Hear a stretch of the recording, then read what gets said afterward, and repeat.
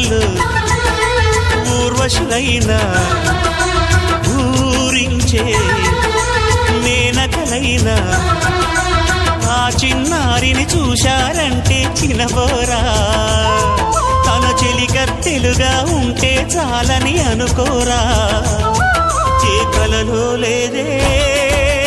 ఆనందం తను కనిపిస్తేనే కళ్ళకు అర్థం కోవెల్లో దీపంలా కావ్యంలో భావంలా తెలుగింటి కాంతరా